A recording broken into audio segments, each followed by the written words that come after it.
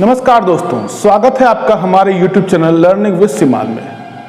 हम अपने रीजनिंग के इस सीरीज में अपने पिछले वीडियो में घड़ी से संबंधित प्रश्नों को हल किया था और दो टाइप के क्वेश्चन को हल किया था। पहला, जब समय दिया होता है और दोनों ही सुइयों के बीच का हमें एंगल ज्ञात करना होता है, कोण ज्ञात करना होता है, तब हम उसको कैसे लगाएंगे, और अगर कोण दे दिया है तो हम समय कैसे ज्ञात करेंगे। इन दोनों को हमने अच्छे से समझा था और आशा है कि आपने जब प्रश्न लगाए होंगे तो आपको लगाने में आसानी भी हुई होगी। इसी क्रम में आज हम लोग आगे देखेंगे कुछ नए क्वेश्चंस को, कुछ नए प्रकारों को कि उन्हें कैसे सॉल्व किया जाता है। हमने पिछली बार आपको बताया था कि कौन सा कोण कब बनता है, तो आज हम ये जानने का प्रयास करेंगे कि कितने अंश का कोण 12 घंटे या 24 घंटे में कितनी बार बनता है। इस क्रम में हम सबसे पहले स्टार्ट करते हैं 0 अंश से। हम पहले ये समझने का प्रयास करेंगे कि घड़ी में घंटे और मिनट की सुई के द्वारा शून्य अंश का कोण। शून्य अंश का मतलब क्या होता है? शून्य अंश का मतलब यह है कि घंटे और मिनट की दोनों ही सुइयां एक दूसरे के ऊपर होंगी। तो ऐसी कंडीशन 1 घंटे में कितनी बार आती है, 12 घंटे में कितनी बार आती है और 24 घंटे में कितनी बार आती है। तो हम सबसे पहले देखने वाले हैं कि 0 अंश का कोण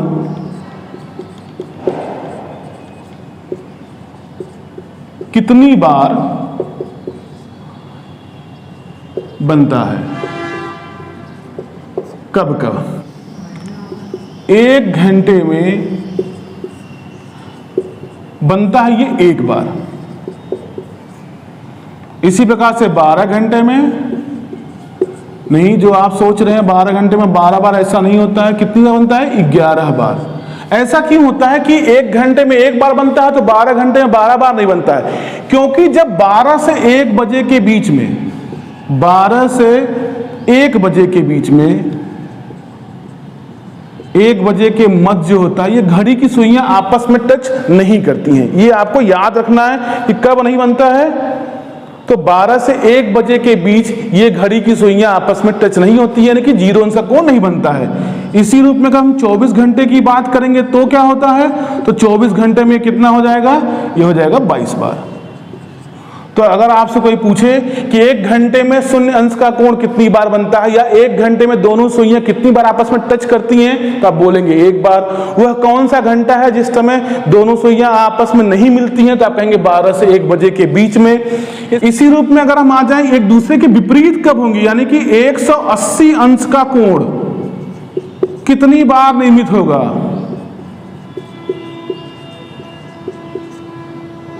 तो 180 अंश का कोण आप देखेंगे तो 1 घंटे में केवल 1 बार निर्मित होता है। 1 घंटे में 1 बार।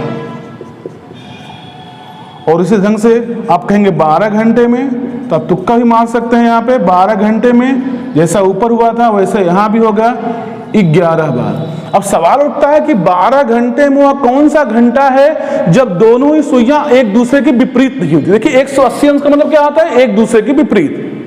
तो वो सिचुएशन कब आती है? तो वो सिचुएशन आती है 6 से 7 बजे के मध्य।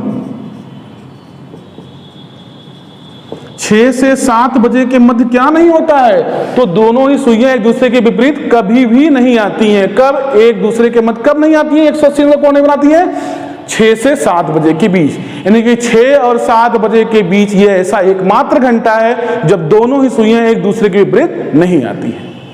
अब यही कंडीशन रही तो फिर 24 घंटे में कितनी बार ये विपरीत होंगी?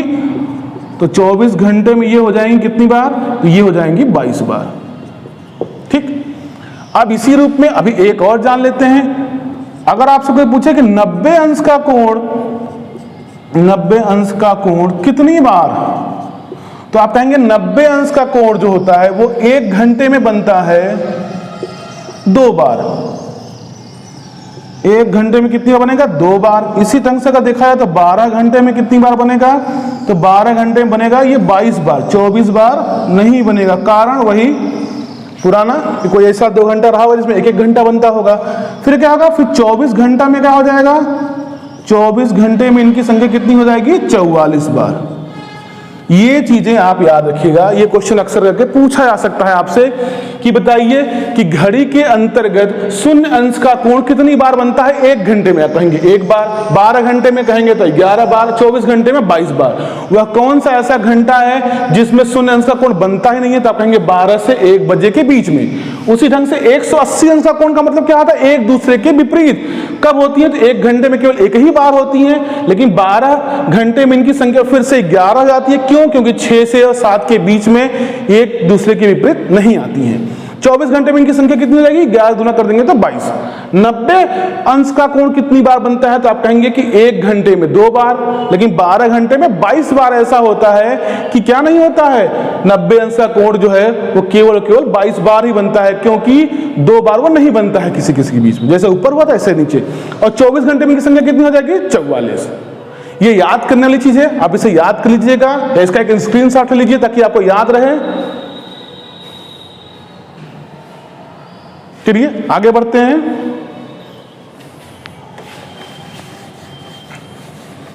अब हम लोग एक नया क्वेश्चन देखेंगे कि उसमें क्वेश्चन पूछता है, जैसे एक क्वेश्चन हो गया कि 5 और 6 बजे के बीच, मान लो ऐसे क्वेश्चन पूछा कि 5 व 6 बजे के मध्य दोनों सुइयां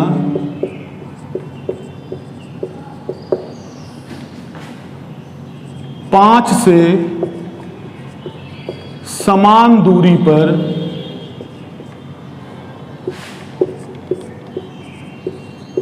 कब कब होंगी?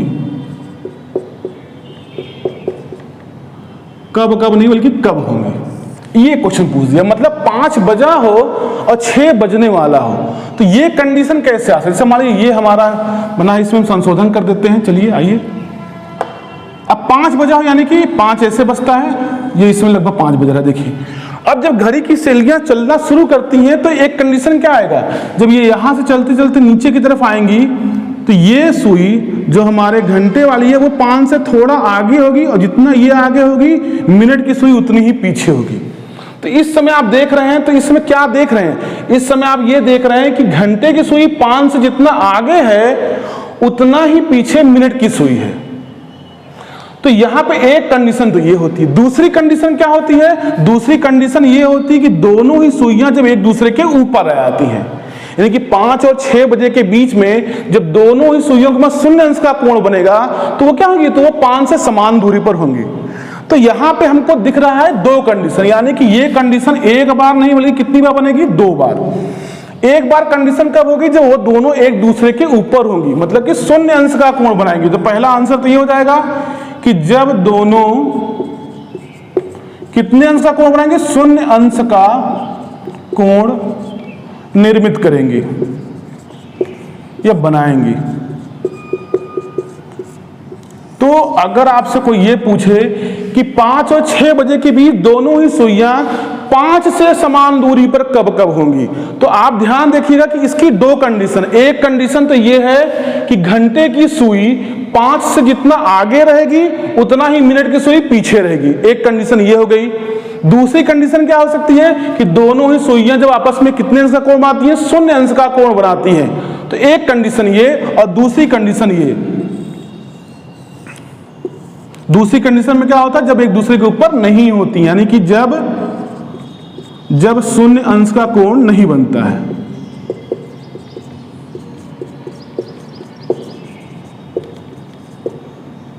ना बने।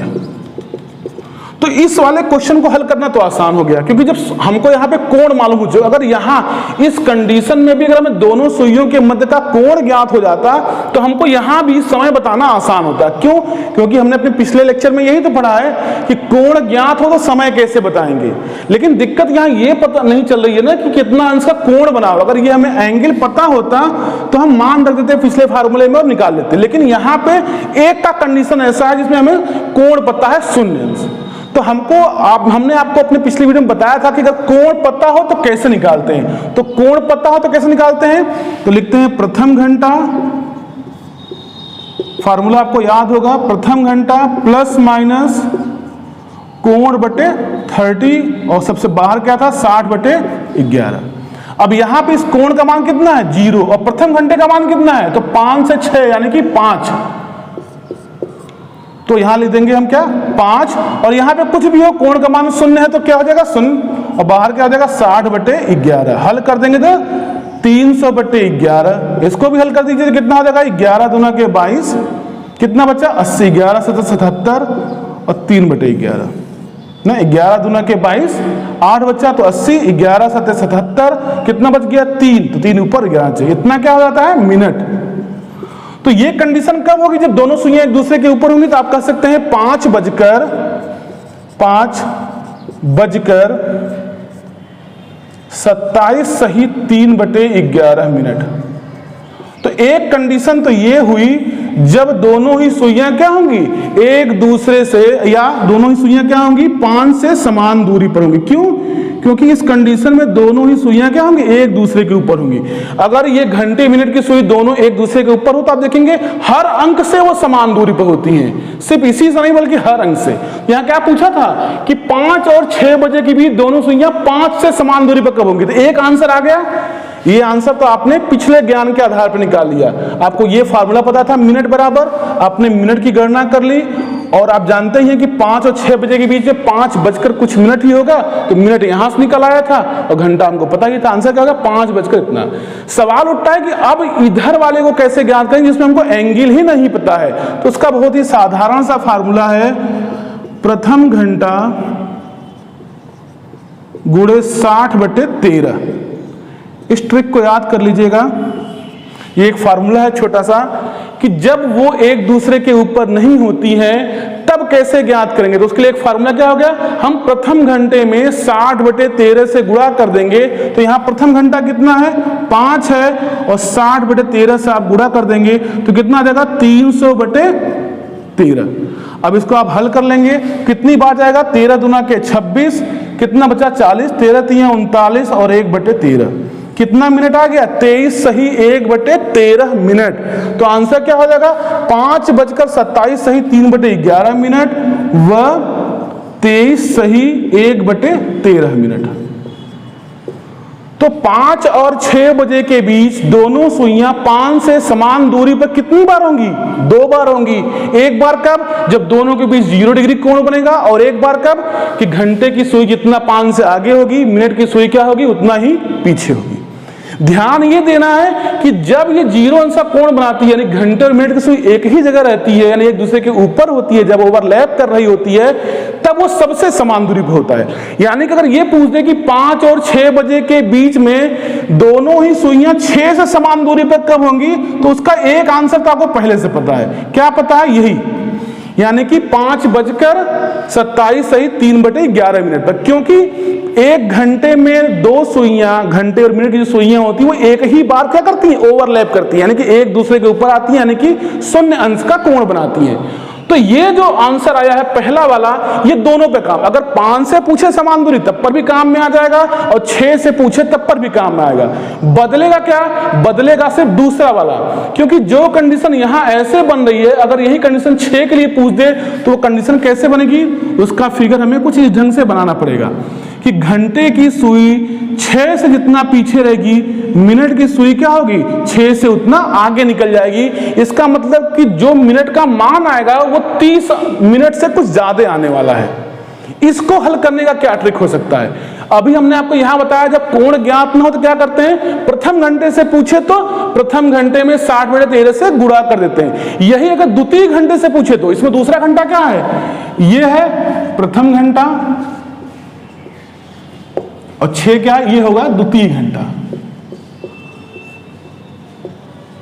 अगर प्रथम घंटे से पूछता है तो हम प्रथम घंटे में कितने से गुणा कर देते हैं, तो 60/13 से गुणा कर देते हैं, सिंपल सी बात। लेकिन अगर द्वितीय घंटे से पूछता है तो उसका ट्रिक क्या है, हम सबसे पहले द्वितीय घंटा को लिखते हैं, ऐसे लिखेंगे द्वितीय घंटा, और जो भी होगा द्वितीय घंटा उसमें एक और जोड़ देंगे, और तब किससे गुणा करेंगे, वही 60/13 से।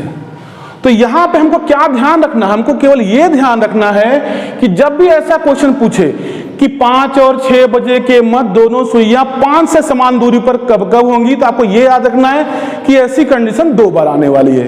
कब दो बार आने वाली है? जब दोनों सुइयां पहले घंटे से समान दूरी पर होंगी। एक कब होगा? जब दोनों एक दूसरे को ओवरलैप करेंगी, यानी दोनों के मध्य शून्य अंश का कोण बनेगा। और एक कब? जब दोनों सुइयां 5 से समान दूरी पर होंगी, मतलब एक जितना आगे होगी दूसरी उतनी क्या होगी? पीछे होगी।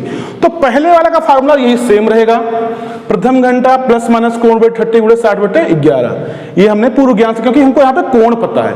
दूसरे वाले में हमको कोण नहीं पता था, उसके लिए हमने आपको एक नया फार्मूला बताया कि जब प्रथम घंटे से समान दूरी पूछता है तो आप क्या करते हैं? प्रथम घंटे में 60/13 से गुणा कर देते हैं। अगर यही क्वेश्चन सेम का सेम रहे, लेकिन सिर्फ क्या पूछ दे कि 5 और 6 बजे के बीच में, 5 से नहीं, इसके स्थान पे अगर 6 बजे से पूछ दे कि 6 बजे से समान दूरी पर कब कब रहेंगी, तब क्या होगा? ये तो ऐसे ही हल करेंगे, लेकिन यहां पे आप क्या करेंगे? फार्मूले को चेंज कर देंगे। अगर ये पूछ देगा तो आप यहां पे सिंपल से क्या करने वाले हैं? तो आप यहां पे जो ये फार्मूला लिखे हुए थे, उस फार्मूले के स्थान पे आप क्या कर देंगे? थोड़ा सा बदलाव कर देंगे। जहां यहां प्रथम घंटे में आपने किया था, अब यहां पे क्या हो जाएगा? यहां पे हो जाएगा द्वितीय घंटा प्लस 1 और गुणे कितना? 60/13। फिर आप इसको हल कर लेंगे। तो अगर इसी क्वेश्चन को लगाना हो तो ये वाला आंसर तो नहीं बदलने वाला है। दूसरे के लिए क्या हो जाएगा? आप यहां के लिखेंगे 6 + 1 और गुणे 60/13। कितना हो जाएगा? 420/13। कैसे 420? 6 × 7 और 7 × 42 हो गया 720। कितनी बार जाए? तो 13 × 3 = 39, 13 × 3 = 39 गया। कितना से बचा? तो 30 हो गया। ये 13 दूना के 26 और 4/13 मिनट। तो इसका आंसर क्या हो जाएगा? एक आंसर तो यही रहेगा, 5:27 सही 3/11 मिनट। लेकिन दूसरा आंसर क्या आएगा? देखिए यहाँ पे 30 मिनट से ज्यादा आया है, क्योंकि मिनट की सुई घंटे से उतना आगे चली जाएगी 6 से, जितना कि 6 से पीछे कौन है? ये घंटे वाली सुई है। तो कितना आगे बढ़ जाएगी? लगभग इतना, लगभग 2.5 मिनट आगे बढ़ जाएगी। तो इसका आंसर क्या हो जाएगा? 32 सही 4/13 मिनट। इस ढंग से हमको क्वेश्चन को लगाना है। अगर प्रथम घंटे से पूछते हैं तो हम प्रथम घंटे में 60/13 से गुणा कर देंगे, एक बात। और जब द्वितीय घंटे से पूछे तो क्या करेंगे? तो द्वितीय घंटे में पहले 1 जोड़ेंगे, फिर 60/13 से क्या कर देंगे? गुणा कर देंगे। इतना समझ में आया? चलिए ठीक है, आगे बढ़ते हैं।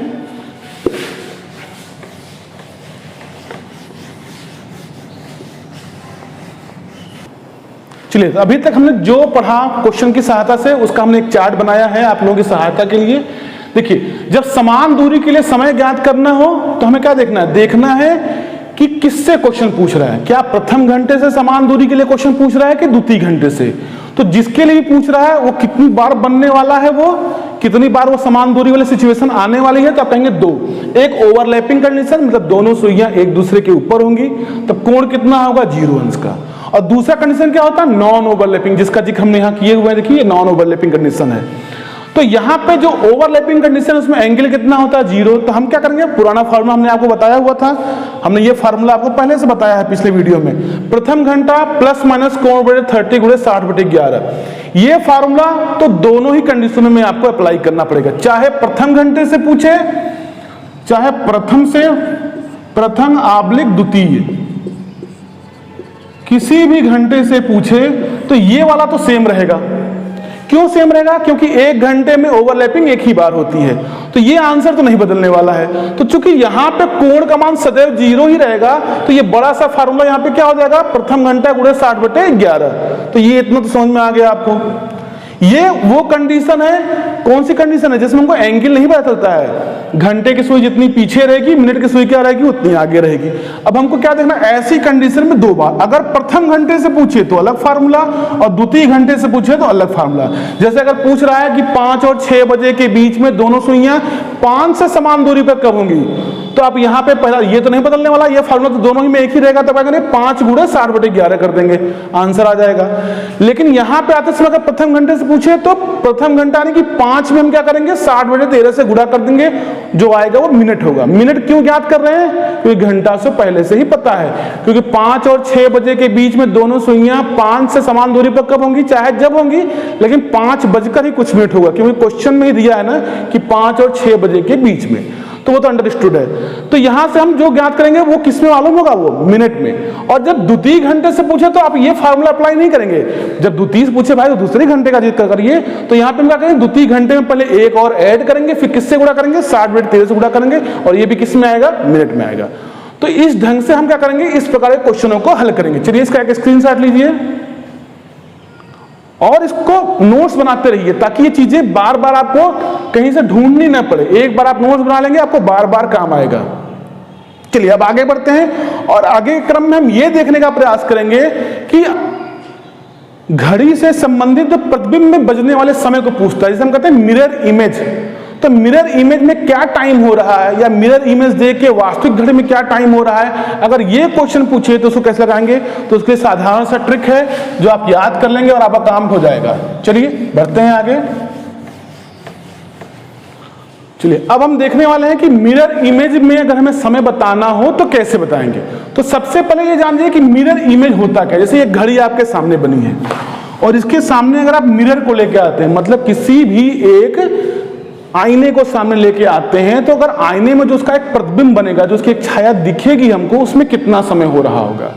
तो आप देखेंगे कि जो इमेज बनते हैं उनके लिए जो दर्पण होते हैं वो दो प्रकार के होते हैं। या तो हम दर्पण को यहां रख दें, और या तो हम दर्पण को नीचे रख दें ऐसे। तो दोनों में अलग ढंग से ट्रीट किया जाता है। देखिए ये क्या है, ये मिरर इमेज जो है, ये जो इमेज हमारा मिरर रखा गया वो कहाँ रखा गया, नीचे की तरफ, यानी क्षैतिज रूप में रखा गया है। और ये कैसे रखा है, वर्टिकली रखा गया है। इसका मतलब इमेज भी दो प्रकार का बनेगा, एक होगा क्षैतिज और दूसरा होगा ऊर्ध्व। ऊर्ध्व मतलब वर्टिकल। तो ये पैरेलल है, पैरेलल मिरर इमेज हो गया, और ये कैसा हो गया, वर्टिकल मिरर इमेज हो गया। यानी कि ये भी दो प्रकार के हो जाएंगे। एक कैसा होगा, एक हो जाएगा क्षैतिज, क्षैतिज दर्पण प्रतिबिंब। क्षैतिज दर्पण प्रतिबिंब, क्षैतिज कौन सा है, वो जो नीचे लटका हुआ है। इससे हम वाटर मिरर इमेज भी कहते हैं, यानी कि जल दर्पण प्रतिबिंब भी इसको हम कह सकते हैं। क्यों कह सकते हैं, क्योंकि अगर यहां नीचे पानी भी है तो वो भी उसी प्रकार से इसके फिगर को अपने अंदर दिखाएगा, उसकी भी एक इमेज पानी में दिखेगी। इसलिए हम क्षैतिज दर्पण प्रतिबिंब को हम क्या बोलते हैं, हॉरिजॉन्टल मिरर इमेज जो होता है, उस हॉरिजॉन्टल मिरर इमेज को हम क्या बोल सकते हैं, वाटर मिरर इमेज भी बोल सकते हैं। तो क्षैतिज को हम क्या बोल सकते हैं, वाटर मिरर इमेज, और एक हॉरिजॉन्टल मिरर इमेज तो बोलते ही बोलते हैं। एक कंडीशन ये हो गई। एक कंडीशन क्या होगा, ये जो वर्टिकली यहां पे शो कर रहा है, यानी कि पहले हिंदी में लिख लेते हैं, ऊर्ध्व दर्पण प्रतिबिंब। ऊर्ध्व दर्पण प्रतिबिंब, इसको इंग्लिश क्या बोलेंगे, वर्टिकल मिरर इमेज। आपको ये ध्यान देना, कभी कभी जो है वो हॉरिजॉन्टल या वाटर मिरर इमेज या वर्टिकल मिरर इमेज के स्थान पे सिर्फ मिरर इमेज की बात करता है।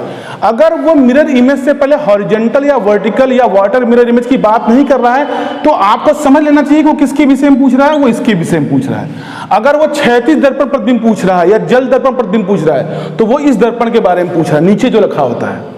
और अगर कहीं वो वर्टिकल के बारे में पूछ रहा है तो वर्टिकल देगा, ऊर्ध्व दर्पण प्रतिबिंब। लेकिन अगर मान लीजिए कि वह दर्पण प्रतिबिंब से पहले कुछ नहीं कह रहा है, न ऊर्ध्व कह रहा है और न ही क्षैतिज या वाटर इमेज कर रहा है या जल दर्पण प्रतिबिंब कर रहा है, तो आप समझ लेंगे कि उसका मतलब वो क्या पूछना चाह रहा है, ऊर्ध्व दर्पण के लिए ही पूछ रहा है। और दोनों के लिए एक छोटा सा फार्मूला आप यूज कर लेंगे, उसको आपको आंसर आ जाएगा। जब भी आपसे पूछे क्षैतिज दर्पण प्रतिबिंब, तो आपको करना क्या है, आपको दिए गए समय को 18:30 से घटा लेना है, ठीक, और अपने हिसाब से आप उसका वैल्यू याद कर देंगे। और वही इसके लिए क्या हो जाएगा, तो इसके लिए हो जाएगा 11:60 से हम घटा लेंगे। अब कुछ भी पूछेगा कि मान लीजिए इस समय 3 बज रहा है और आपसे पूछे कि इसका वर्टिकल मिरर इमेज क्या होगा, तो हम क्या करेंगे, 11:60 में से हम 3 घटा लेंगे, कितना आ जाएगा, 8:30 60 मिनट। 8:60 का मतलब क्या होता है? 9 बज रहा है। सिंपल सी बात है, 8:60 का मतलब 9 ही होता है। जिस प्रकार से हमने यहाँ पे 11:60 लिखा है, जिसका मतलब ये होता है 12 बजे, लेकिन हमने 12 बजे के स्थान पे 11:60 इसलिए लिखा है ताकि आपको घटाने में सहूलियत हो। ठीक, तो 11:60 में से आप क्या कर रहे हैं? घटा देंगे उस समय को। अगर ऊर्ध्व दर्पण प्रतिबिंब में आपको समय पूछ रहा है तो आप क्या करेंगे? 11:60 से दिए गए समय को घटा लेंगे। कभी कभी क्या करता है, ऊर्ध्व दर्पण प्रतिबिंब का समय आपको देता है। जैसे क्वेश्चन पूछ दे कि किसी ऊर्ध्व दर्पण प्रतिबिंब में 3 बज रहा हो तो उस समय उसकी वास्तविक घड़ी में क्या बज रहा होगा, तब पर भी घबराने की जरूरत नहीं है। वहां भी हम क्या करेंगे? इसी फार्मूले को लगा देंगे। तो क्या होगा? 11:60 में से हम 3 घटा देंगे तो कितना आ जाएगा? 8:60। और यहाँ 8:60 का मतलब क्या है? 9 बज रहा है। ठीक, तो ऐसी कंडीशन में यहां कितना बज जाएगा? 9। और अगर इसकी बात करें तो इसमें से हम क्या घटा लेंगे? 3 घटा लेंगे। यहाँ 0 0 तो कितना मान आ जाएगा? यहां से 30 उतर जाएगा और यहां पे कितना आ जाएगा? आप 18 में से 3 घटाइए तो 15। तो 15:30। लेकिन दिक्कत ये होगी आपको कि 15:30 ऑप्शन में दिखेगा नहीं। तो बहुत इजी सा बात है कि 15:30 अगर हो रहा है तो नॉर्मल घड़ी जिसमें 12 तक के डायल पे अंक लिखे होते हैं, तो 15:30 का मतलब क्या होता है? सभी जानते हैं कि 15:30 का मतलब क्या होता है? 3:30। ठीक, क्योंकि 12 के आगे फिर 1 2 3 बजने लगता है, तो 12 3 15 तो 3:30। मतलब अगर यहां होगा तो उसमें कितना शो कर रहा होगा? नीचे 3:30।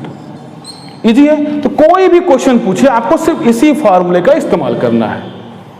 आपने समझा कि मिरर इमेज कितने प्रकार का हो सकता है? 2। एक वाटर मिरर इमेज, जिसे हम और भी क्या नाम दे सकते हैं? Horizontal mirror image. दूसरी तरफ हमने वर्टिकल मिरर इमेज की बात की है, जिसे हम मिरर इमेज भी केवल बोल सकते हैं। तो इसको अगर ज्ञात करना हो तो 11:60 से ज्ञात कर दीजिए घटाकर, और इसको अगर ज्ञात करना है तो 18:30 से घटा दो। चलिए इसका स्क्रीनशॉट लीजिए, फिर ढेर सारे क्वेश्चन पे हल करते हैं। हो गया? चलिए आगे बढ़ते हैं। चलिए पहला क्वेश्चन लेते हैं कि अगर किसी घड़ी में 4 बज रहा हो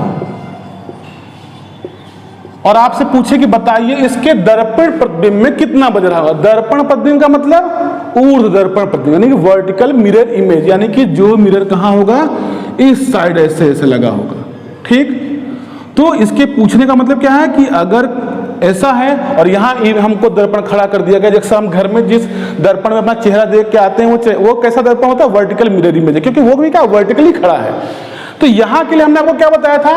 11:60 में से क्या करना है? दिए गए समय को घटा लेना। अब 4 बजे को हम घटाएंगे, तो 11:60 में से हमने क्या किया? 4 बजे घटा दिया।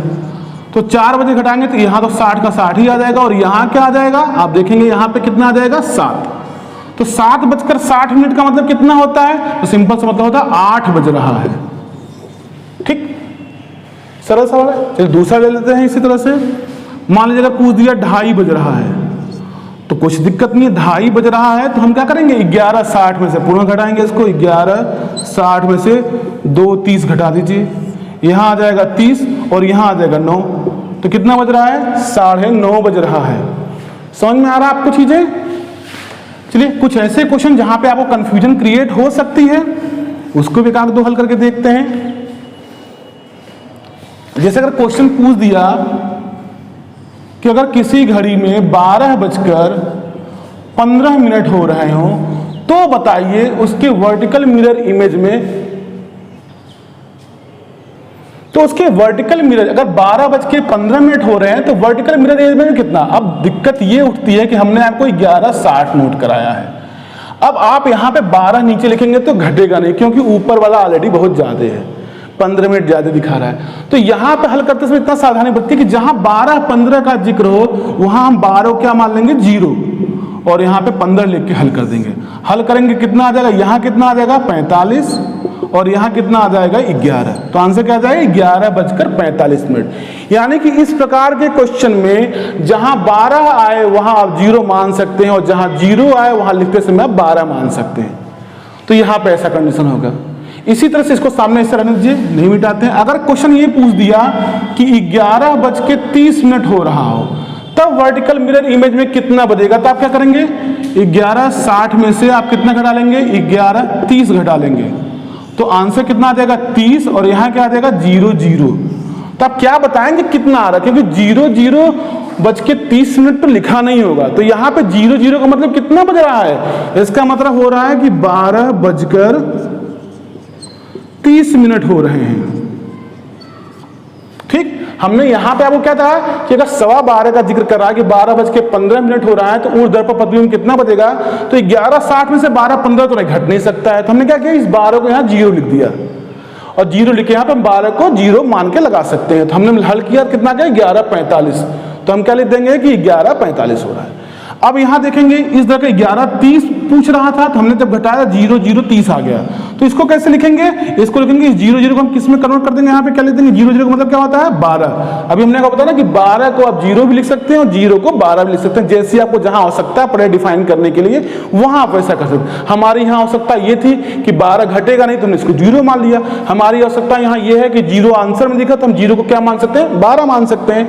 तो यहाँ पे हमने वर्टिकल मिरर इमेज को देखा। अच्छा, वर्टिकल मिरर इमेज में एक खास बात होती है कि वो किसी भी वस्तु को इस प्रकार से कन्वर्ट करता है कि क्या होता है, देखिए ये वर्टिकल मिरर इमेज कैसे खड़ी है, ऐसे लंबवत खड़ी है, तो इस चीज को क्या करेगी, आप अगर देखना चाहते हैं कि परिवर्तन कैसा होता है, तो जैसे ये लाइन खींचिए, इसके बीचों बीच जैसे एक लाइन खींच दीजिए आप यहां से एक लाइन खींचिए।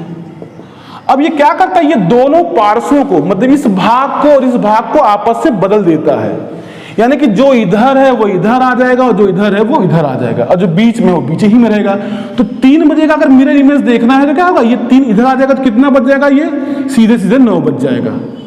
यानी कि जो ये ऊर्ध्व दर्पण होता है वो किस प्रकार का परिवर्तन करता है, वो अगर उस वस्तु को ऊर्ध्वाधर रूप में वर्टिकली अगर 2 भागों में बांट दीजिए, तो वो आपस में ये दोनों भाग हैं ये क्या होते हैं आपस में परिवर्तित हो जाते हैं, एक दूसरे का स्थान ग्रहण कर लेते हैं। जो राइट हैंड साइड में वो लेफ्ट हैंड साइड में आ जाएगा और जो लेफ्ट हैंड साइड में वो राइट हैंड साइड में आ जाएगा। जैसे आप यहाँ देखिए, यहाँ पे कितना बज रहा था, यहाँ बज रहा था 12:15। अगर इसको हम यहाँ दर्शाने का प्रयास करें कि 12:15 कैसे होता है, तो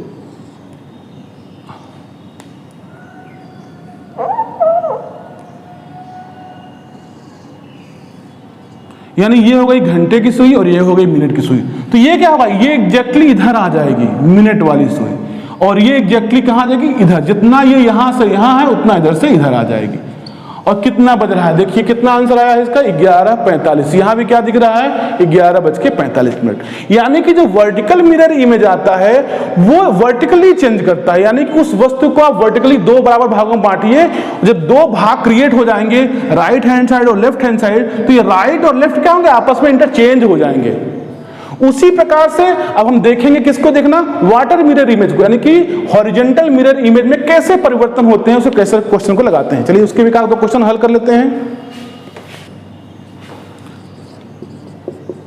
वाटर मिरर इमेज, इसमें क्वेश्चन को लगाते समय में क्या आपको ट्रिक बताया था कि दिए गए समय को 18:30 से घटा लेते हैं। अब ये वाटर मिरर इमेज में जैसे कुछ भी एक क्वेश्चन ले लीजिए कि 4:40 पर वाटर मिरर इमेज में क्या समय होगा, तो हम क्या करेंगे 18:30 लिखेंगे, इसमें से क्या घटा लेंगे 4:40। अब देखिए कंडीशन क्या है कि ये जो मिनट के स्थान पे 30 लिखा है और नीचे मिनट के स्थान पे क्या लिखा है 40, ये आपस में घटने वाले नहीं है। तो अगर ये घटता नहीं है तो क्या करेगा, ये इससे हासिल लेगा। तो ये क्या है, ये घंटा है, ये घंटा है और ये मिनट है, तो घंटा और मिनट अब इससे आप लेंगे तो ये आपको कितना देगा, ये एक आपको उधार देगा, तो 1 घंटा उधार देगा। जब इधर लाएंगे तो उधर किस में कन्वर्ट करना उसको मिनट में, तो 1 घंटा का कितना हो जाएगा 60 मिनट, तो 60 मिनट इससे आप उधार लेंगे, 30 एक खुद ये कितना हो जाएगा 90। अब 90 में से आप 40 घटा देंगे कितना आ जाएगा 50 मिनट। इधर कितना बचा 17 बचा, 17 में से 4 गया कितना आ जाएगा 13:50। तो 13:50 हमारी घड़ी में बचता नहीं है, तो 13:50 का मतलब क्या होता है 1:50, क्योंकि 12 के बाद हमारी घड़ी फिर क्या बनाने लगती है 1 2 3 4 5। इसमें जो परिवर्तन होता है मतलब हॉरिजॉन्टल मिरर इमेज जो होता है वो कहां होता है, ऐसे नीचे की तरफ ऐसे। अब देखिए हमने आपको वर्टिकली में क्या कहा था कि वो वर्टिकली है जिसको वर्टिकली हमने 2 भागों में बांटा था। अब ये हॉरिजॉन्टली है तो इस घड़ी को हम क्या करेंगे ऐसे ऐसे करके दो बराबर भागों में बांटेंगे। अब यहाँ पे अपर पार्ट हो गया और ये हो गया लोअर पार्ट।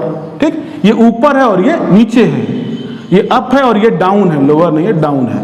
तो यहां जो परिवर्तन होगा, जो ऊपर होगा वो नीचे आ जाएगा, और जो नीचे होगा वो कहां चला जाएगा, ऊपर चला जाएगा। यहां पे लेफ्ट और राइट में कोई भी परिवर्तन नहीं होगा। जो जिस साइड है, लेफ्ट है तो लेफ्ट ही रहेगा, राइट है तो वो राइट ही रहने वाला है। तो ये जो परिवर्तन करेगा वो करेगा अप और डाउन को आपस में इंटरचेंज कर देता है। ठीक, चलिए और कोई क्वेश्चन लगा कर देखते हैं। जैसे मान लीजिए 12 बजकर पूछ दिया कि 12:30 हो रहे हों तो वाटर मिरर इमेज में कितना बजेगा। तो आप क्या करेंगे, सिंपल सा 18:30 लिखिए और इसमें से कितना घटा देंगे, 12:30 घटा देंगे, कितना आ जाएगा 6:00। तो कितना बजेगा वाटर मिरर इमेज में, 6 बज रहा होगा।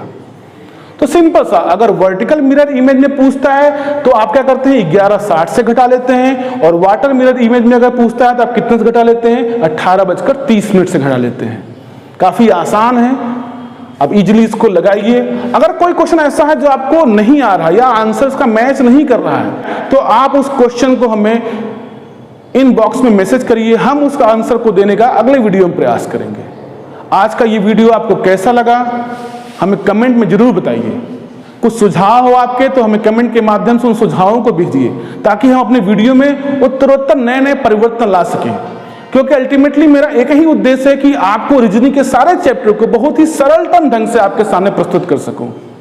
अगर आप हमारे चैनल पर नए हैं तो प्लीज इसे सब्सक्राइब करिए, अपने दोस्तों को इसके साथ शेयर करिए और लाइक करना न भूलिए। धन्यवाद।